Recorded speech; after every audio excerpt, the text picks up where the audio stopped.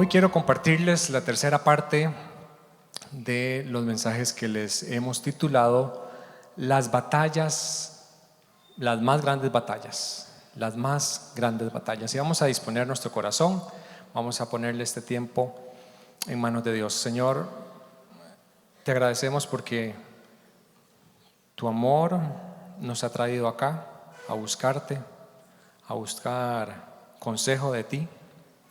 Disponemos nuestro corazón, que el peso del poder de tu palabra caiga en nuestros corazones, en nuestras vidas y produzca transformación para la gloria de tu nombre. En el nombre de Jesús. Amén.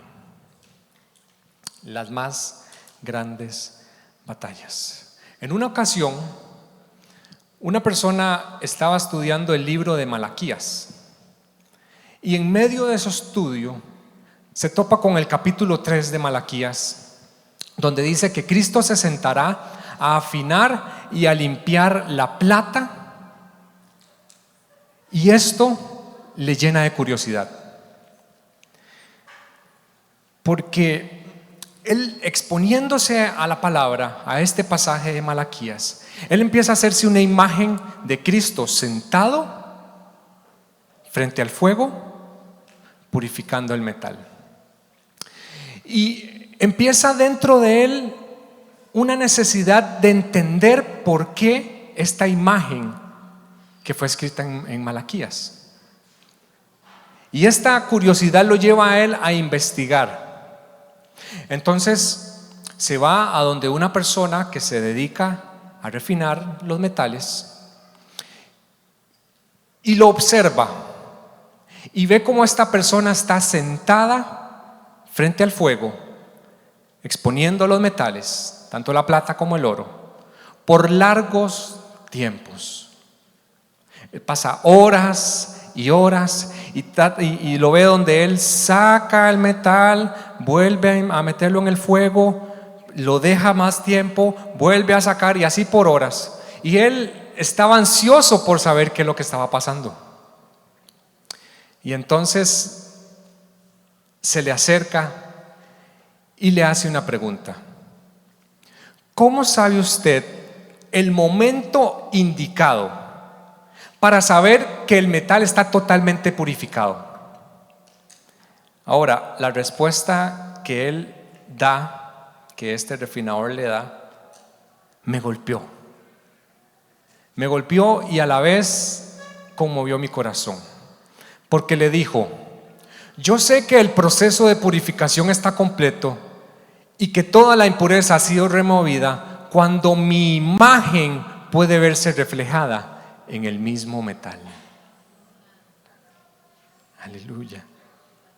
Por eso es que la Biblia dice que Cristo se va a sentar, va a afinar y va a limpiar la plata y el oro. ¿Saben cómo se llama esto? Proceso de transformación. Porque Cristo es nuestro purificador, y Él no va a dejar de trabajar en nuestra vida hasta que vea su imagen en nosotros. Aleluya. Y de esto se trata la vida cristiana.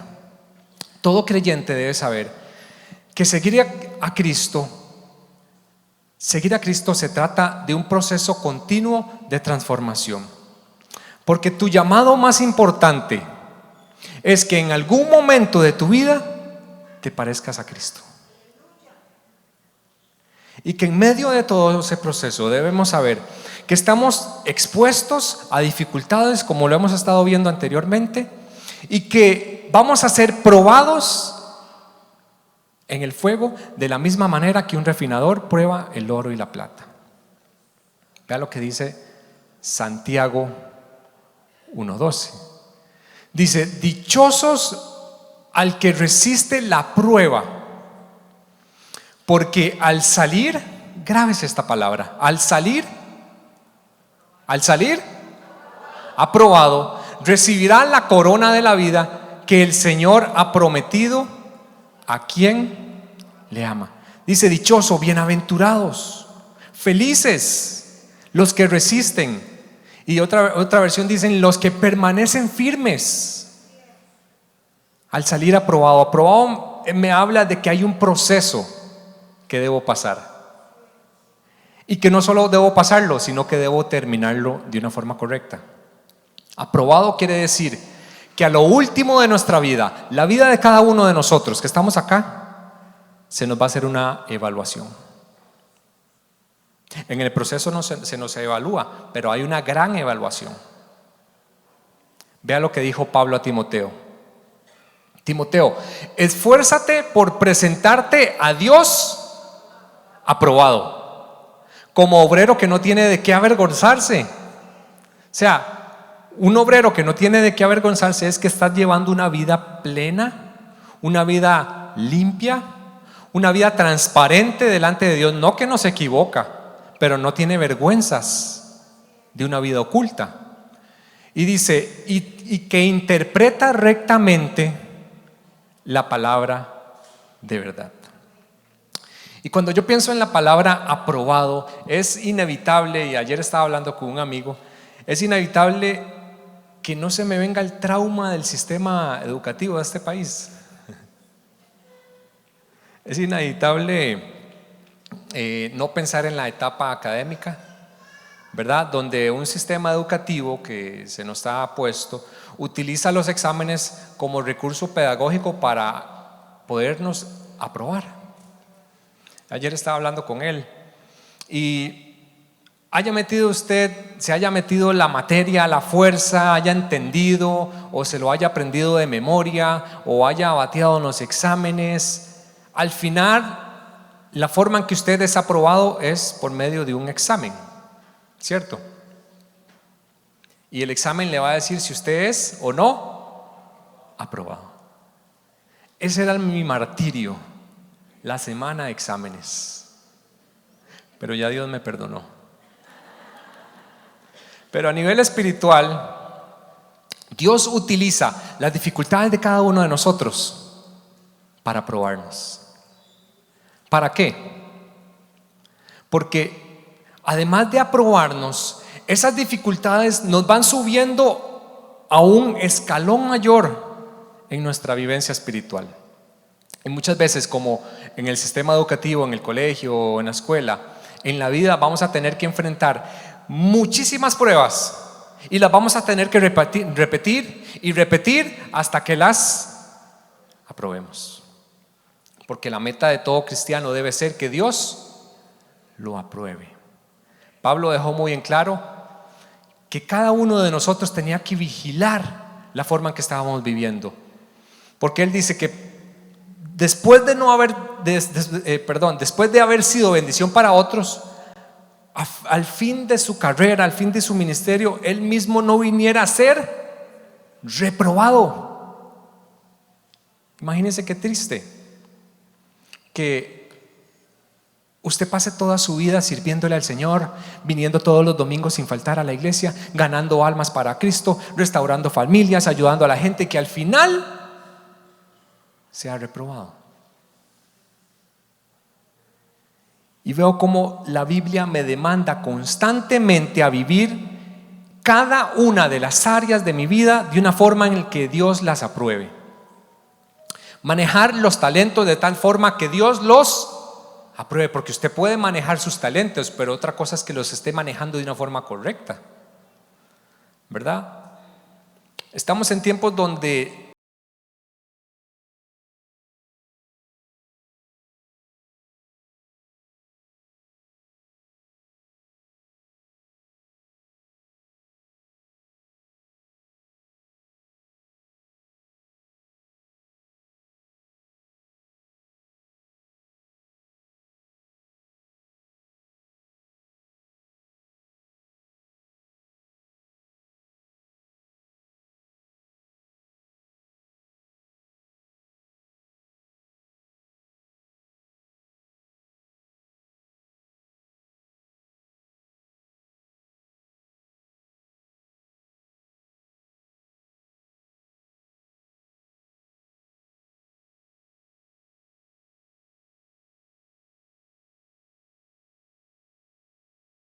me encontré con una frase de un teólogo anglicano, Ricardo Sives, del siglo XVI, que él meditaba mucho en lo que son las batallas del cristiano. Y Ricardo Sives trata de profundizar en la naturaleza de las caídas que tienen los cristianos, ¿verdad?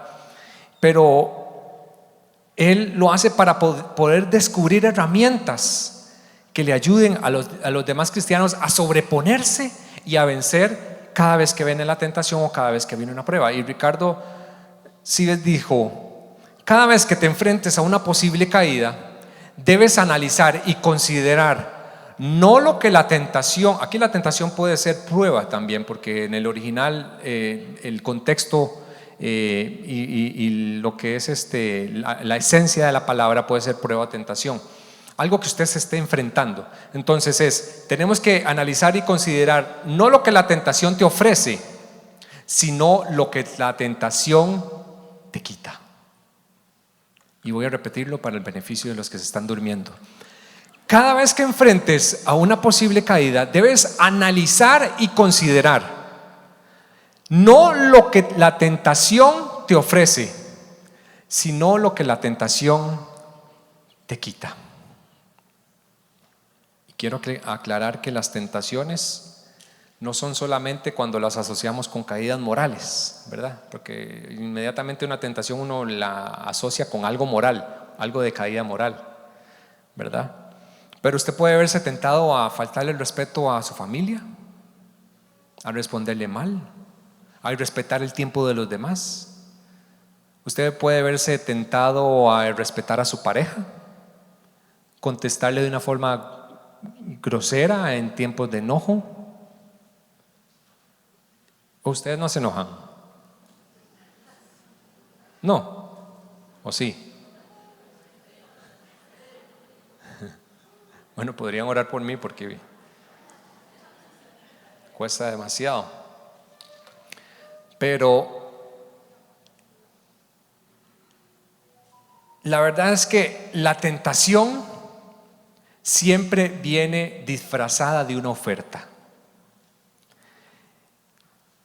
Y el secreto es que nunca te va a decir la destrucción que viene detrás de eso. Entonces, trae destrucción, no solo delante de Dios, sino de todas las personas que te rodean. En la primera enseñanza que di de esta serie, hablé que la persona que está en su asiento es su peor enemigo, puede convertirse en su peor enemigo. Y no estoy hablando de su esposo. Y si usted vino con su suegra, tampoco estoy hablando de ella. ¿Quién está en su asiento? Usted. Usted puede convertirse en su peor enemigo. Usted puede autosabotearse en cualquier momento. De hecho, eso lo hacemos diario.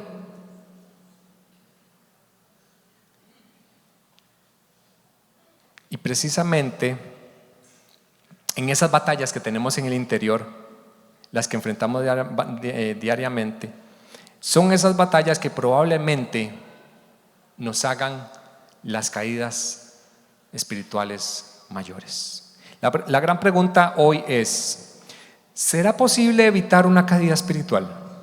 ¿Qué piensan ustedes? Bueno, antes de poder responderles con algunos puntos que traje, necesitamos desarrollar la habilidad de identificar en nosotros qué es lo que cada uno de nosotros, porque no es lo mismo mi vida que la suya, todos tenemos que identificar en cuál área es la que comúnmente caemos y cuáles son los elementos que nos hacen caer, porque no podemos ser libres al menos de que usted sepa qué es lo que lo hace caer.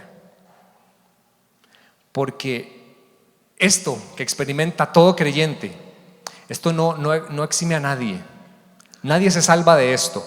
Ni los pastores, ni evangelistas, ni profetas, ni servidores, ni los del sonido. Nadie se salva de esto. Sea usted nuevo en la fe, tenga usted 1 año en la fe, tenga 5 años, 10 años, toda su vida, haya nacido usted en la iglesia. No, usted no nació en la iglesia, usted nació en el hospital. Pero esté usted acá desde pequeño, la Biblia me advierte que el que crea que esté firme, mire que no caiga. Este cuadro pinta un cuadro general. Este versículo pinta un cuadro general. Esto no excluye a nadie. Nos mete a todos en el mismo saco. La Biblia nos alerta. Pero también me alegra que la Biblia, a la vez de alertarme, me dé herramientas para poder sobrepasar y sobrellevar y estar alerta sobre todas estas caídas. Vea lo que dijo Charles Spurgeon: la gracia de Dios no necesariamente impedirá que caigas. O sea, posiblemente vas a poder caer en algún momento, pero lo grandioso de esto es que sí va a impedir que te quedes caído. Aleluya. Nos habilita para que nos podamos levantar. Y nosotros, Ciudad de Dios, somos una iglesia que cree en la restauración, y la gracia es restauración. ¿Qué dijo Pablo a los Gálatas? Manténganse firmes en la libertad con la que Cristo nos hizo libres. Ya Cristo nos hizo libres. Y entonces dice, y no se sometan otra vez al yugo de la esclavitud. Entonces, lo que me está queriendo decir el pasaje es, ya cuando aceptamos a Jesucristo somos libres. Se supone que no debemos estar tropezando con la misma piedra. Así que si es posible mantenerse firme, sí es posible vencer. Pero para poder vencer las batallas, primero tenemos que identificar cuáles elementos son en los que estamos tambaleando, que podrían estar haciendo ese obstáculo que nos hace caer, para así fortalecer nuestras vidas espirituales. Y hoy quiero que identifiquemos 3 formas de las muchas que hay. La vez pasada di 3, hoy quiero compartirles 3 más, de cómo podemos fortalecernos ante esas caídas y cómo podemos presentarnos delante de Dios de manera que Él nos apruebe. Son 3 formas, 3 elementos que posiblemente usted ya haya escuchado en algún momento, pero le voy a decir una cosa: aunque usted ya haya escuchado ciertos pasajes, aunque usted sepa sobre esto, le puedo asegurar que si usted pone en práctica todos los días esto, su vida va a ser diferente, su vida va a ser distinta. Usted va a empezar a ver cambios. Así que empecemos. Número 1, para los que toman nota, y me encanta que he visto en estos domingos varias personas que toman nota, déjeme decirle algo. Usted, después de salir de acá, usted se va a llevar alrededor de un 25, un 15% de la información guardada en su cerebro. Lamentablemente, lo demás usted no va a poder tener la capacidad de retenerlo. Entonces, todos estamos acá porque vinimos a recibir de Dios, ¿cierto? Todos estamos acá porque queremos aprender. Entonces, si usted quiere llevarse algo, un recurso que le puede servir para estarlo repasando, es anotar. Porque, como le digo, no tenemos la capacidad de llevarnos toda la información. Usted sale de acá y ya usted se le olvidó, va a ir a hacer mandados y que la familia, que y todo, y durante la semana ya tiene sus cosas. Así que felicito a todas esas personas que vienen y apuntan, y le insto a que usted pueda seguir creciendo y aprendiendo, trayendo sus recursos. Amén. Ok, número 1, como cristianos debemos cuidar nuestra obediencia. Y tal vez usted esperaba algo más místico, algo más elevado, pero déjeme decirle algo: la profundidad está en la simpleza. Si no me cree, estudie el libro de Juan, que es un libro muy simple, pero a la vez es tan profundo que usted tiene que estudiarlo y estudiarlo. Bueno, toda la Biblia, pero Juan es uno de esos libros que son simples para que un niño lo pueda entender, pero tan profundo como para el que se cree sabio se pierda. La profundidad está en la simpleza. Como cristianos debemos cuidar nuestra obediencia, y hablo que todos los cristianos estamos propensos a caer en desobediencia. Todos. Y precisamente esta es una de las cosas más difíciles de identificar en nosotros. Porque el hecho de que nosotros pensamos que sabemos todo y que estamos bien enfocados y que tenemos el control de nuestra vida, pero aunque Dios nos hace entender a través de su palabra que sus pensamientos son más altos que los nuestros, nosotros seguimos insistiendo que tercamente nuestro caminar es el mejor, y sin darnos cuenta desobedecemos. Piensen esto por un momento. Usted hoy es producto de las decisiones de su pasado. Le hago otra pregunta, le voy a hacer una pregunta con esto. ¿Su vida hoy podría ser mejor, sí o no? Ahora, ¿cuántas de esas decisiones que usted tomó en el pasado le tomó la palabra al Señor para tomar la decisión? Evalúese por un momento, ya sea relaciones, estudios, negocios, trabajos, formar familias. No me vea raro, usted fue el que decidió. Vea lo que dice Proverbios. Hay caminos que al hombre considera correctos, pero que al final conducen a la muerte. A veces no sé si es que estamos conscientes o inconscientes, pero pensamos que estamos haciendo bien, posiblemente. Y en veces por ignorancia o por, no sé, ¿cómo llamarlo? Sin intención, pensando que estamos haciendo lo correcto, imponemos nuestra posición delante de Dios.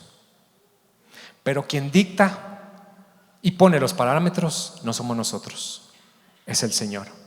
Por ejemplo, Dios se manifiesta en nuestras vidas, en la vida de cada uno de nosotros, de la forma en que Él quiere. Nosotros no le decimos a Dios cómo manifestarse. Nosotros aprendemos en esta iglesia que debemos dejar que el Señor se manifieste como Él quiere. Dios es el que decide cómo se va a manifestar a cada uno de nosotros, ya sea de una forma individual o una forma colectiva.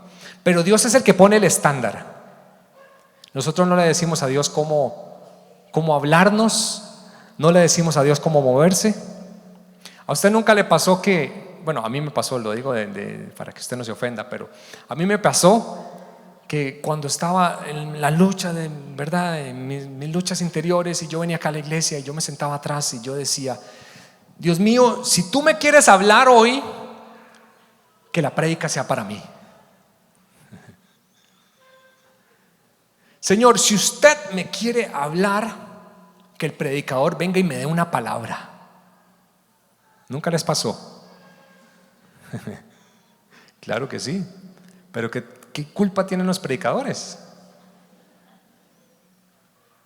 Entonces, de alguna forma, nosotros, con intención o sin intención, no sé si consciente o inconsciente, queremos establecer los parámetros de cómo Dios debe moverse, de cómo Dios debe manifestarse, cuando Dios se tiene que manifestar en el momento oportuno, de la forma en que tiene que hacerla, inclusive cuando oramos. A veces estamos tan enfocados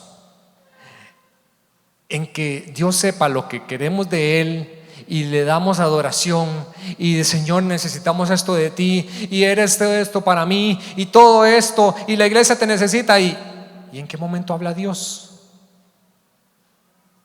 ¿En qué momento callamos y dejamos que Dios apruebe o no nuestra oración?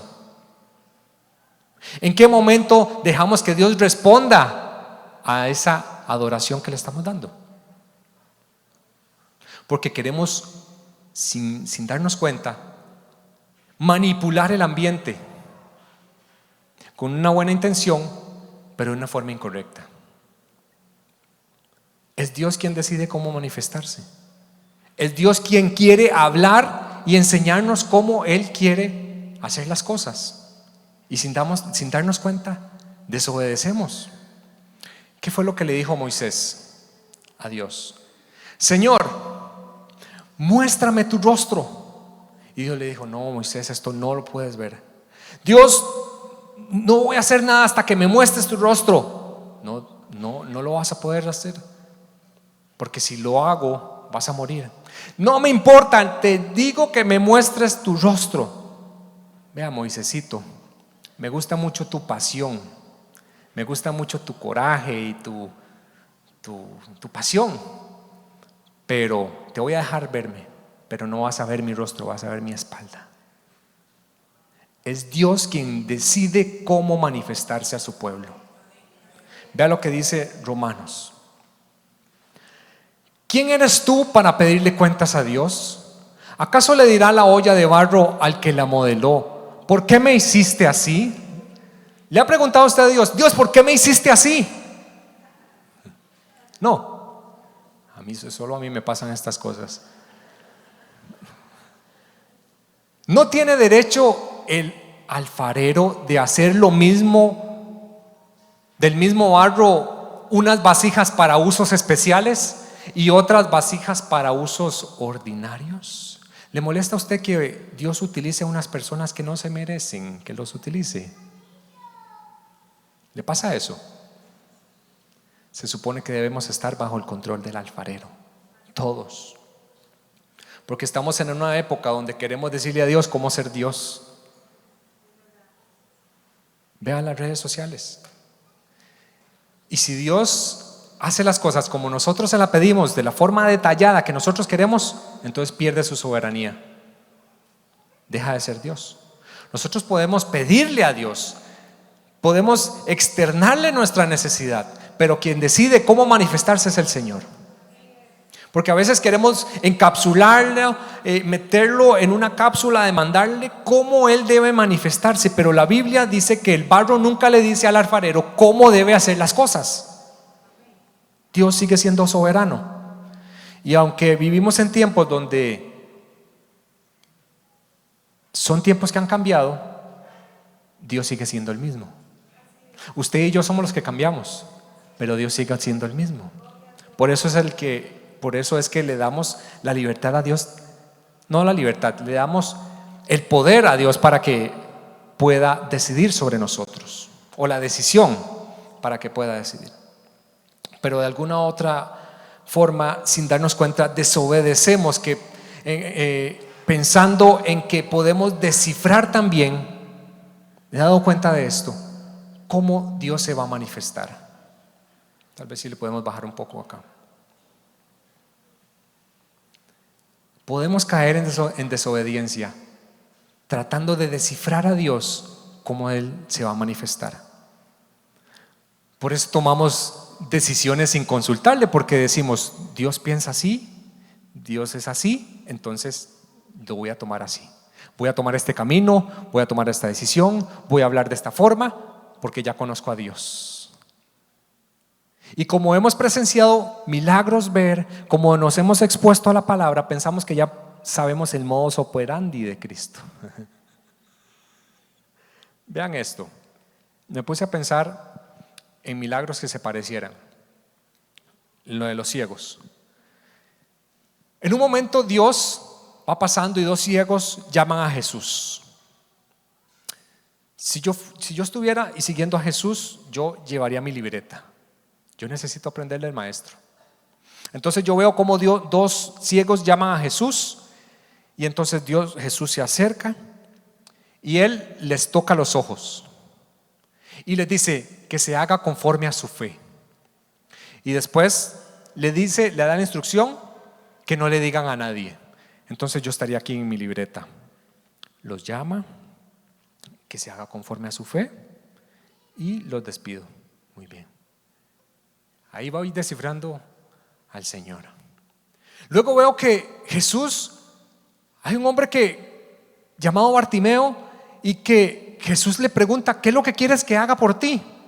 Jesús sabe que es ciego, pero Él le pregunta: ¿qué es lo que quieres que haga por ti? Y que le dice Jesús, le dice: quiero ver. Y le dice Jesús: vete, tu fe te ha sanado. Pero no le tocó los ojos. Entonces lo que hago es tacharlo. Ya no se tocan los ojos. Luego veo que ahora son dos ciegos. Y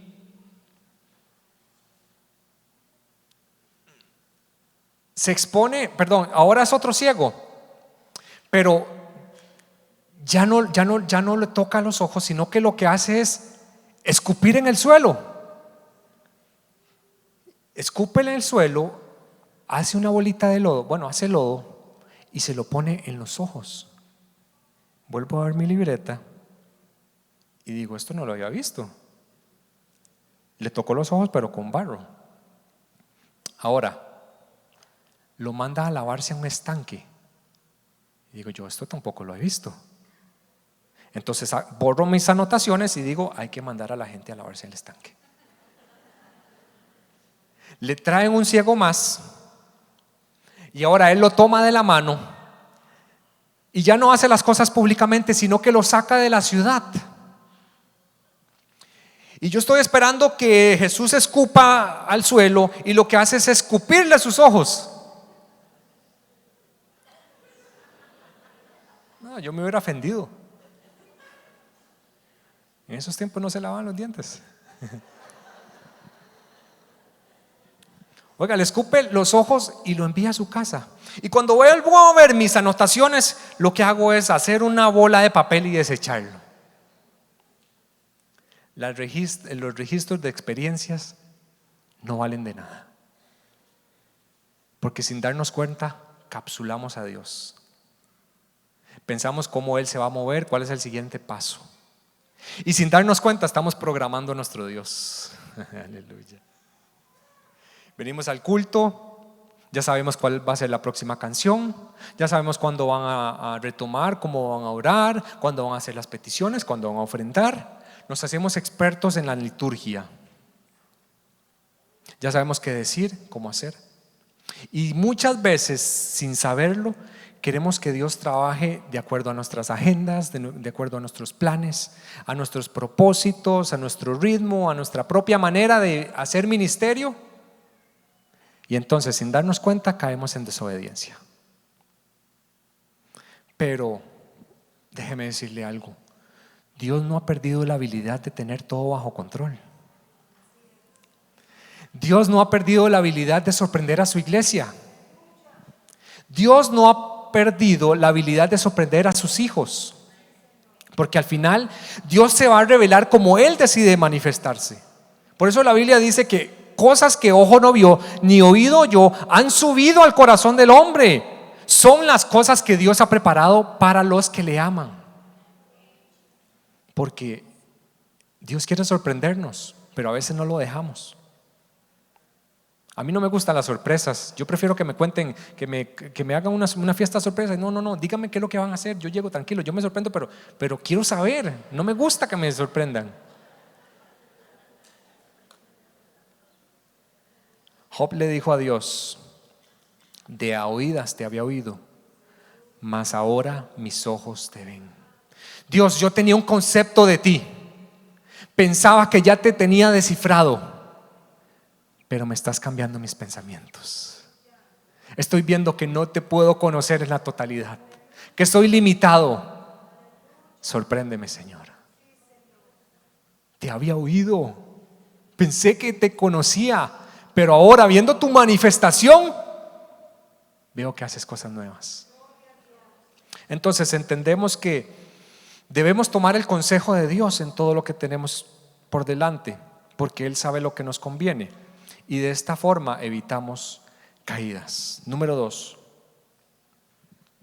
debemos entregar, esto va conectado con el 1, debemos entregar el señorío de nuestra vida a Cristo. Y pareciera que esto es sentido común, pero el apóstol Pablo dijo: todo lo puedo hacer, pero no todo me conviene. Tengo acceso a todas las cosas, pero no todas las cosas me van a edificar. En otras palabras, el apóstol Pablo le estaba diciendo: Señor, yo sé que yo tengo la libertad de escoger todo en mi vida, las personas que me rodean, los negocios que tengo que entrar, el estudio que debo tomar, la familia que quiero formar. Yo sé que tú me has dado la libertad, pero yo prefiero que tú escojas por mí. Señor, yo sé que yo puedo decidir, pero mi vida ya no me pertenece. Mis decisiones ya no me pertenecen. Ya no me pertenecen mis metas, mis deseos, mis planes. Ya nada de eso me pertenece. Vea lo que dice Romanos. Pues si vivimos, para el Señor vivimos. Y si morimos, para el Señor morimos. Así que sea que vamos a vivir o que vamos a morir, del Señor somos. De Él somos. Decía Pablo, pues ya no vivo yo, sino que Cristo en mí. Sino que Cristo en mí significa, sino que yo ya le he dado el señorío a Cristo. El señorío de mi vida. O sea, Él va a conducir mi vida, mis decisiones, mis pensamientos, mis proyectos. Por eso debemos llegar al punto de rendir nuestro señorío, las riendas de nuestra vida a Jesucristo. La Biblia nos advierte en Proverbios 3, dice, confía. Eso se trata de fe. La obediencia va de la mano de la fe. Confía en el Señor con todo tu corazón y no te apoyes en tu propia inteligencia. Me gusta mucho como dice propia prudencia, pero esta versión dice tu propia inteligencia. Me gusta mucho, porque sin darnos cuenta a veces pensamos que somos dueños de nosotros mismos. Pero póngase a pensar, no hay nadie más difícil de pastorear que aquellos que se creen sabios en su propia opinión, porque confían más en su intelecto que en Cristo. Jesús nos modeló cómo se entrega al señorío. Cuando Él estaba en Getsemaní, ¿qué fue lo que dijo? Él tuvo que quebrar su voluntad. Esto lo vamos a ver la próxima vez.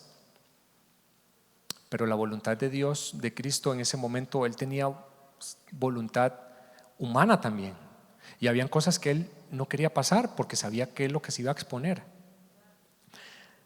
Vea el secreto de esto, no tiene nada que ver con el mensaje, pero Jesús, a veces pensamos que Cristo no quería pasar por la cruz, por eso fue que dijo, no, Cristo no quería tener la separación del Padre. Por eso fue que dijo, pasa de mí esta copa, no porque iba a sufrir, eso era un momento y Él sabía que se iba a levantar. Era que Él no soportaba la idea que se iba a separar del Padre. Aleluya. Pasa de mí esta copa, que no se haga a mi voluntad, sino que se haga tu voluntad. Por eso debemos entender que Cristo no solamente es nuestro Salvador, Cristo también es nuestro Señor. Y esto lo hablaré la próxima vez, pero póngase a pensar, si usted ha recibido solamente a Cristo como su Salvador, no es suficiente, porque tiene que hacerlo Señor de su vida, dueño de su vida, de sus decisiones, de sus metas, de sus proyectos. Si Cristo no está en su corazón como su Señor, entonces simplemente Cristo no está en usted. Usted puede decir, yo recibí la salvación, pero si no lo hace su Señor, el dueño de sus decisiones, de su vida, Cristo no está en usted. Así de crudo es. Porque con Cristo es todo o nada. La vez pasada vimos que en Cristo no hay áreas grises. No existe eso. ¿Qué fue lo que Cristo le dijo a la iglesia de la Odisea?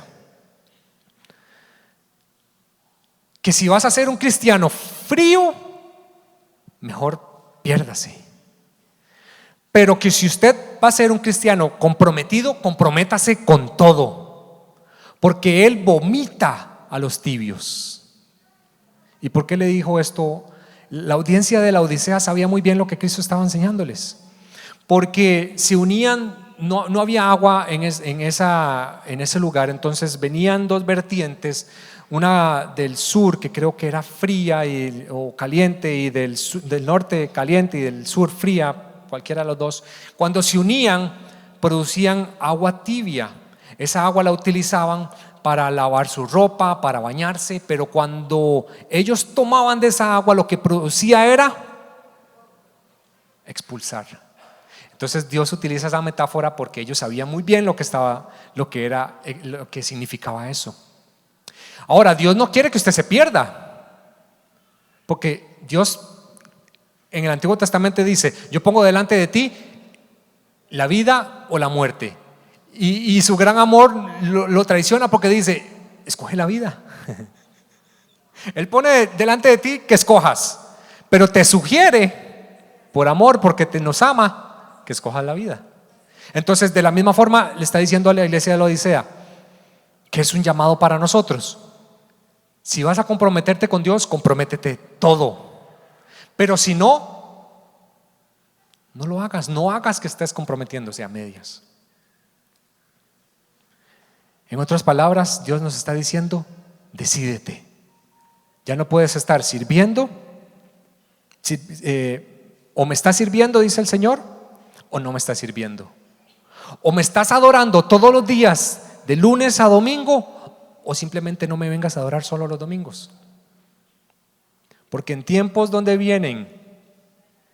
los cristianos vamos a estar entre la espada y la pared, va a haber un tiempo donde usted va a tener que decidirse y definirse dónde está usted, dónde tiene usted su lealtad y a quién está siguiendo. ¿Qué fue lo que le dijo Josué? Escojan ahora mismo a quién quieren servir, pero yo y mi casa serviremos a Jehová. Porque es mejor obedecer a Dios que a los hombres. Es mejor obedecer a Dios que a mi propia prudencia, que a mi propia inteligencia. ¿Se ha puesto a pensar cuántas veces usted tiene que tomar decisiones durante el día? ¿Cuántas decisiones toma usted durante el día? Desde que se levanta: ¿qué va a comer? ¿Qué va a desayunar? ¿Qué se va a poner? ¿Dónde voy a ir? ¿Cuántas decisiones tomamos diariamente? Cientos de miles de decisiones. Ahora, se supone que en todas esas decisiones Él debe estar guiándonos. Y esto no es religiosidad. ¿Sabía usted que el Salmo 23 es más allá de un salmo de hacernos sentirnos confortables, de hacernos sentirnos que alimente nuestra seguridad? El Salmo 23 es un salmo de señorío. ¿Cómo dice el Salmo 23? El Señor es mi pastor. Entonces, como yo he hecho el Señor mi pastor, como Jesús es mi pastor, es mi Señor, entonces debo saber que puedo descansar en todas mis necesidades. Nada me faltará. Pero nada me faltará porque he hecho al Señor mi pastor. ¿Me doy a entender? Nos enfocamos más en que nada me faltará y eso nos abraza y nos sentimos felices, pero primeramente es el Señor. Él es el Señor de mi vida, por eso nada me va a faltar. Yo no estoy diciendo con esto que seamos marionetas de Dios, porque debemos de aprender a tomar decisiones sabias, pero dirigidas por Él. Pero Dios quiere que nos autoengañemos, pensando que sabemos por nuestra propia cuenta qué es lo mejor para nosotros y de que esta forma caemos en desobediencia. Por eso debemos rendir nuestro señorío a Cristo, también después de los domingos, de lunes a viernes. Cuando llegas a tu casa, no dejas de ser cristiano. El cristianismo no es un traje que usted se pone los domingos, no es una mudada de domingo, es una vida diaria. Uno no deja de ser cristiano. Y durante la semana, mientras que enfrentamos las demás realidades que tenemos nosotros, debemos saber que hay muchísimas decisiones que debemos tomar y que en cada decisión que tomamos debe reflejar a Cristo, debe reflejar el señorío de Cristo. Por eso tenemos que rendirnos también nosotros como padres, como esposos, como hijos, no solo como ministros, sino también como familias, en todas las áreas de nuestra vida. Y número 3, como cristianos debemos cuidarnos de negar a Cristo. Mientras Pedro estaba sentado afuera en el patio, se le acercó una criada y le dijo: ¿también tú estabas con Jesús el Galileo? pero él lo negó delante de todos y dijo: no sé de qué me estás hablando. Y se fue a la puerta. Pero otra criada lo vio y le dijo a todos los que estaban allí: también este estaba con Jesús de Nazaret. Pero él lo negó otra vez y hasta juró: yo no conozco a ese hombre. Ahora, le traje este verso porque sé que usted lo ha escuchado cientos de veces y posiblemente usted escuche este verso y en su mente esté pasando: pero ese fue Pedro.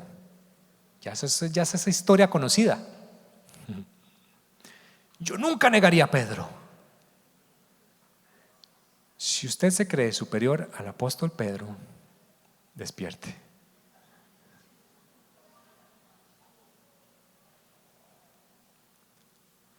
Porque el cristiano moderno, o sea, el cristiano del siglo XXI, manifiesta su negación hacia Cristo de otra forma distinta a la que hizo Pedro. Por eso tomamos estos pasajes a la ligera. El cristiano del siglo XXI, en esta época, negar a Cristo se manifiesta cuando existe una incongruencia entre lo que el cristiano habla y lo que el cristiano vive. Y lo voy a repetir para que lo anote. En esta época, negar a Cristo se manifiesta cuando usted y yo tenemos una incongruencia, o sea, no calza la forma en que usted y yo hablamos los domingos acá en la iglesia y la forma en que estamos decidiendo las cosas de entre la semana. Hay una incongruencia.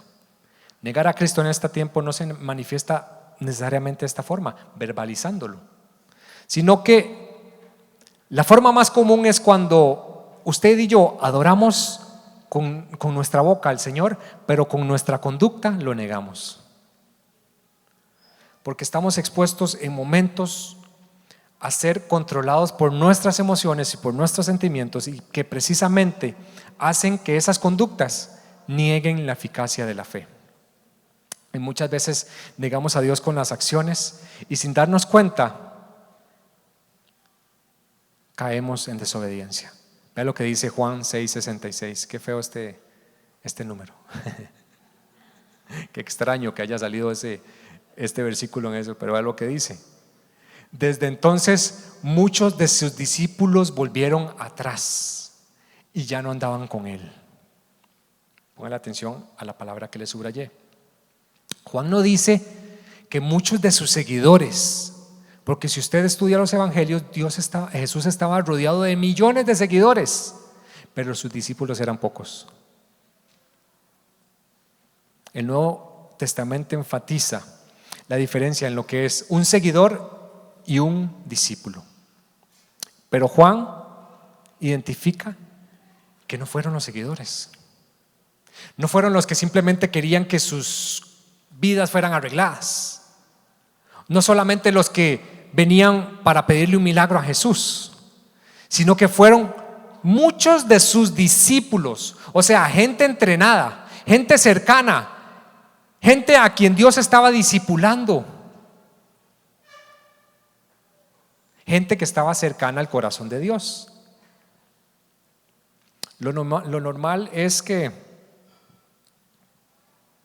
un seguidor de un pronto a otro deje las cosas botadas.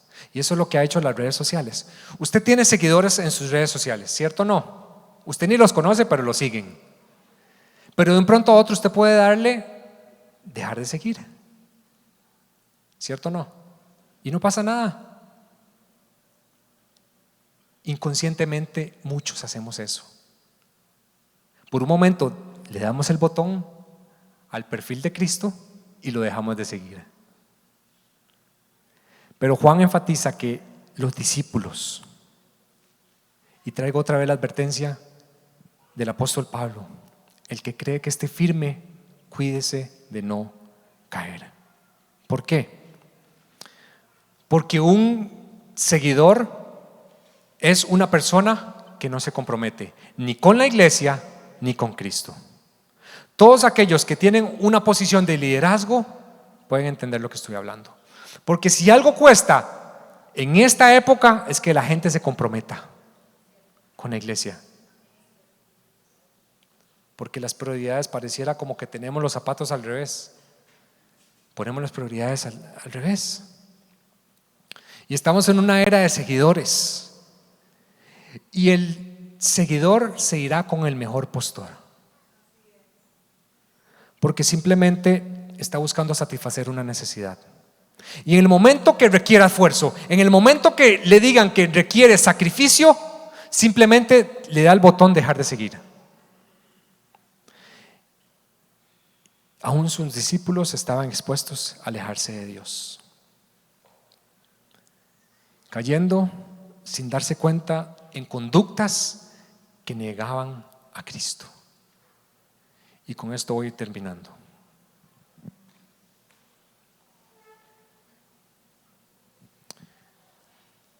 Me he dado cuenta que en nuestro caminar cristiano, las caídas espirituales no son de la noche a la mañana.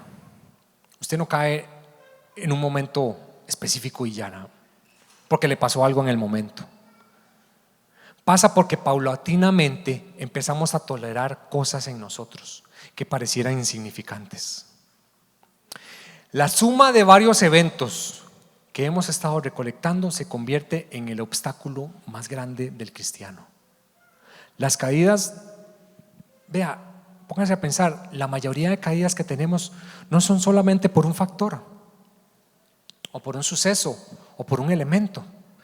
La Biblia dice, de la misma forma que la Biblia dice que todas las cosas nos ayudan para bien para quienes aman, dice que todas las cosas, o sea, no es solo una cosa, es la suma de muchas cosas, nos van a ayudar para nuestro bien a quienes aman a Dios. Y los que aman a Dios son los que obedecen su palabra.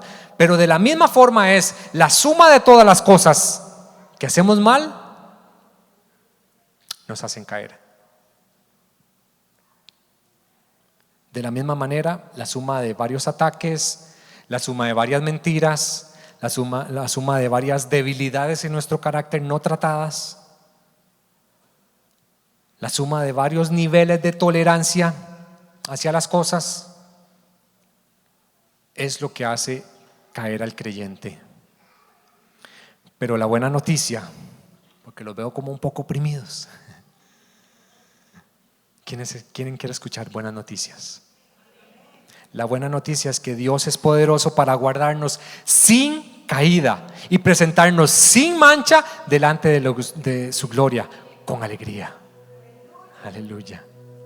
Porque la Biblia dice que nosotros tenemos armas, pero las armas con las que luchamos no son las de este mundo, sino que tienen el poder divino para poder derribar todas esas fortalezas que nosotros mismos creamos también. No, estamos viviendo en una época, vamos a ver, donde antes todo era el diablo. Todo, reprendo, todo el mundo andaba reprendiendo. Y ahora nos fuimos al otro extremo. Ahora nada es el diablo.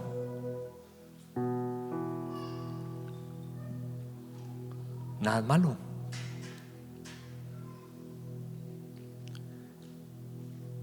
Pero ¿cómo sabía Pablo que el ataque venía poco a poco?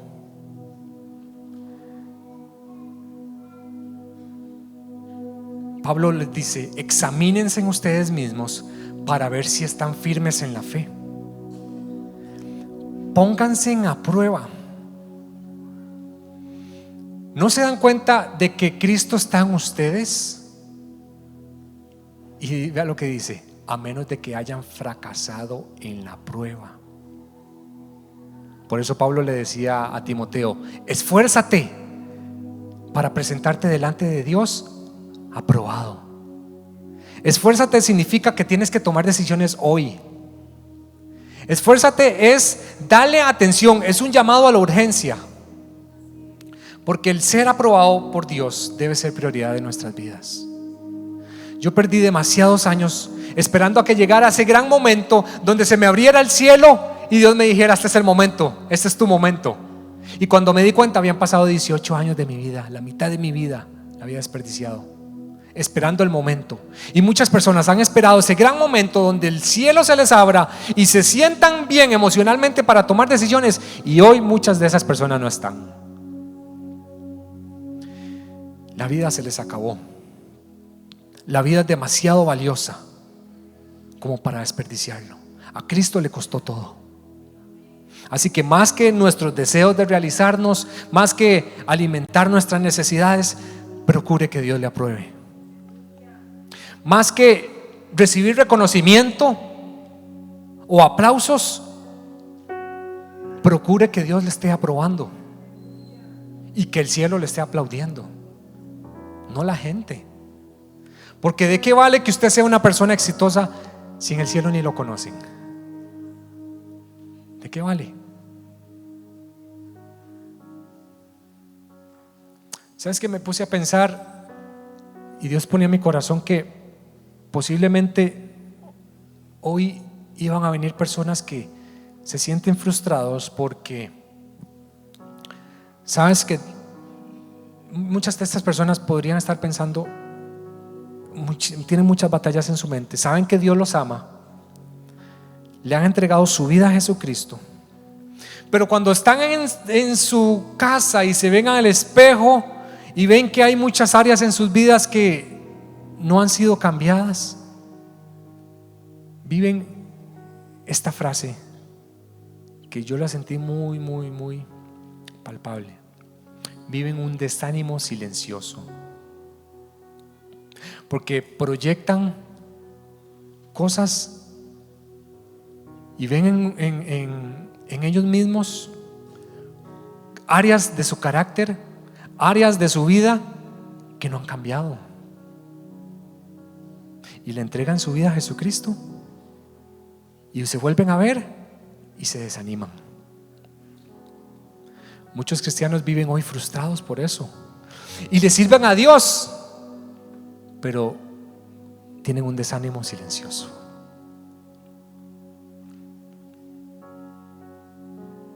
Muchos cristianos hoy pueden estar viviendo frustrados porque quieren cambiar y ser transformados y se preguntan: ¿por qué si la Biblia me dice que yo cuando vengo a Cristo soy una nueva criatura?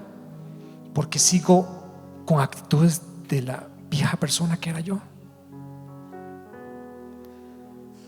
Y muchas personas hoy tienen su devoción de oración, manifiestan el Espíritu Santo, hablan en lenguas, sirven a Dios, pero en su caminar todavía hay cosas en su carácter que no han sido transformados. Pero déjeme decirle algo: si usted se identifica con las personas así, usted vino al mejor lugar. Usted vino hoy al lugar correcto, porque esto no es un museo para santos. Esto es un lugar para personas perdonadas. Y si usted se está sintiendo indigno, está en el mejor lugar para ser transformado delante de la presencia de Dios. Nada de lo que has hecho hasta ahora puede ser válido para que te alejes de Dios. Eso es una mentira del enemigo. La Biblia dice que tenemos abogado. Tenemos un abogado a nuestro favor delante del Padre, que intercede por nosotros. Y además tenemos una congregación en la cual podemos confortarnos y nos podemos apoyar. Pablo le decía a Timoteo: Timoteo, yo quiero que seas un buen predicador. Timoteo, yo quiero que cuando sirvas lo hagas de la mejor forma. Yo quiero que seas un buen evangelista, un buen maestro. Pero Timoteo, antes de todas esas cosas, yo quiero que Dios te apruebe. Y ese es nuestro llamado hoy: que Dios nos apruebe. Pero es un trabajo en conjunto, usted y Dios, yo y Dios.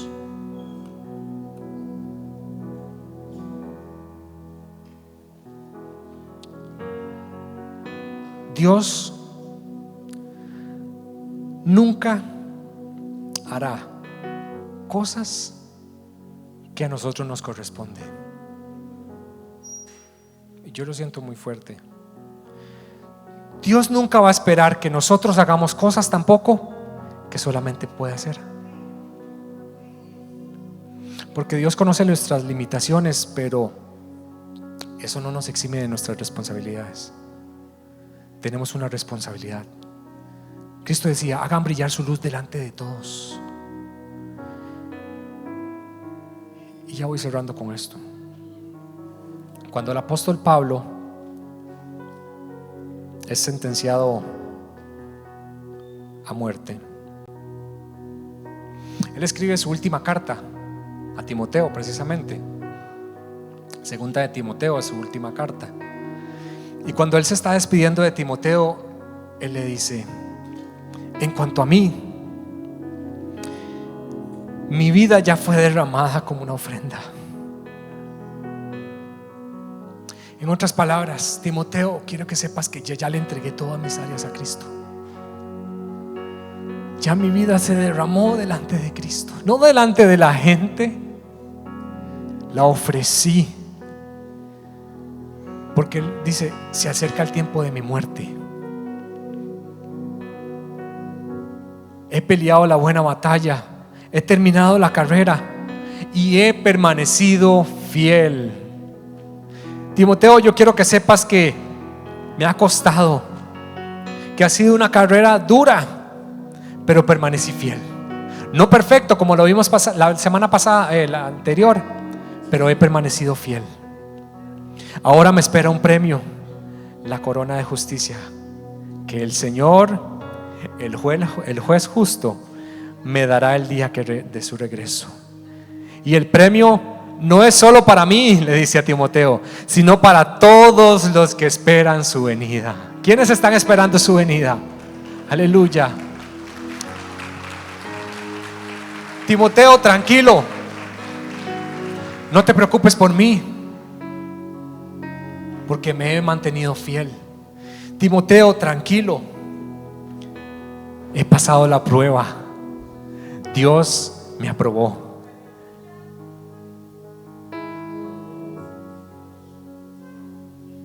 ¿Cómo sabemos si Dios nos está aprobando? ¿Cómo sabe usted si Dios está aprobando su caminar? Ve lo que dice la Biblia. Pero el fundamento de Dios está firme y tiene este sello: el Señor conoce a los que son suyos. Usted tiene el sello y el Señor lo conoce. Y dice: que se aparte de la iniquidad todo aquel que invoca el nombre de Cristo. Tienes algo a tu favor: el Espíritu Santo que te sella. Tu vida, la vida de tu familia, tu corazón está sellada. Por eso procura que tu vida sea tu mejor sermón, tu vida sea tu mejor prédica. Quiero que se pongan en pie, por favor.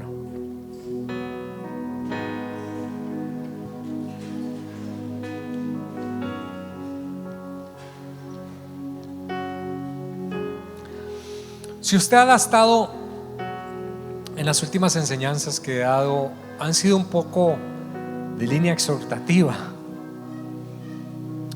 pero yo solamente estoy siendo obediente a algo que siento en mi corazón.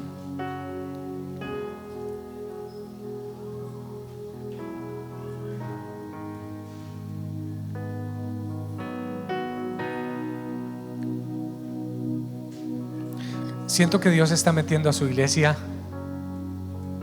en el fuego para purificarla, y que hay cosas en nosotros que deben ser purificadas y pulidas.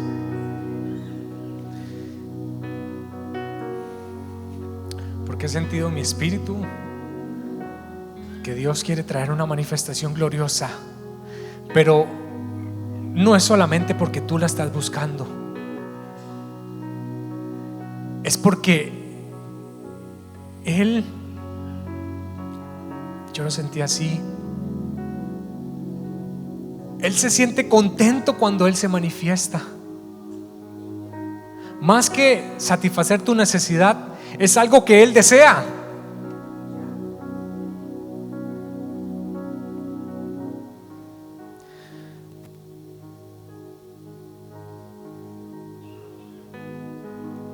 Vamos a hacer algo. Ore por la persona que está a su lado. Si usted siente la necesidad o siente la libertad en Cristo de orar por otra persona, acérquese en este momento y ore por la necesidad de esa persona, fortaleciéndolo. Vamos, hágalo ahí donde está usted. Ore por esa persona y empiece a pedirle a Dios que le dé fuerzas para pasar la prueba que está pasando, para que fortalezca su vida. Y si usted nos está viendo ahí por las plataformas, póngase en oración con la persona que está a su lado.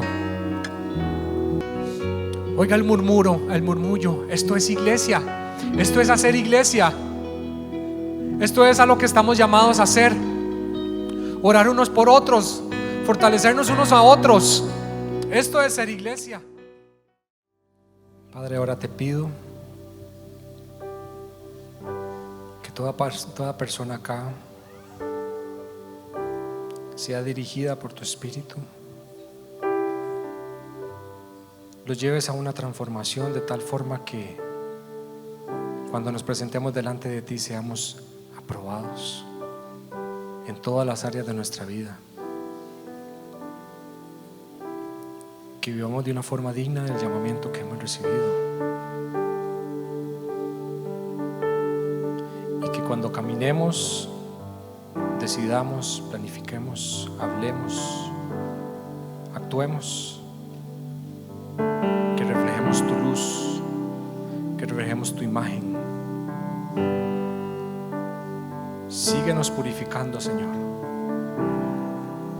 Necesitamos estar mejor cada día, y nos comprometemos, Señor, a hacer cambios que te agraden. Te entregamos el señorío de nuestra vida a ti, Señor, porque esta es tu voluntad. Bendice cada persona acá, Señor. Fortalécelos, dales herramientas para seguir en este caminar.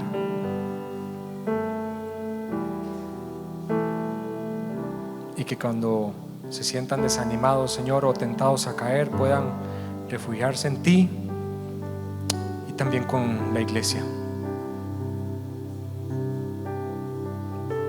En el nombre de Jesús. Quiero terminar con un pensamiento que dijo un teólogo.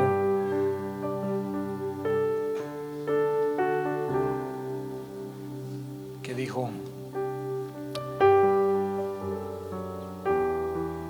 qué consuelo es que Cristo no entregue este trabajo de purificación a otras personas que no sean, a otras manos que no sean las suyas. Él puede dar órdenes a sus ángeles acerca de nosotros cuando estemos en peligro, pero Él mantiene nuestra purificación bajo su supervisión especial. Estamos siendo purificados directamente por nuestro Creador.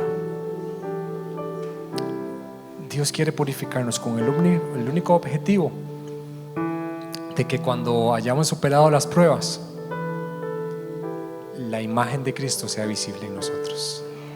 Amén. Déjeme bendecir su vida. Que el Señor bendiga tu vida, bendiga tu caminar, te dé sabiduría, te llene de herramientas. Que el Señor ponga hambre en ti para exponerte a la palabra, para que la palabra te instruya a caminar de acuerdo a los principios y propósitos y decretos que el Señor ya estableció. Y que de esta forma muchas personas a tu alrededor vean que sí se puede, que es duro, pero sí se puede con la ayuda de Cristo, con la dirección de Cristo. Que el Señor ponga en ti paz para momentos de prueba, ponga en ti la fuerza necesaria para sobrellevar lo que estés llevando, y ponga en ti sabiduría, te lleve con bien, y que esto impacte también en tu familia. En el nombre de Jesús. Amén y amén. Démosle un aplauso a la misericordia de Dios.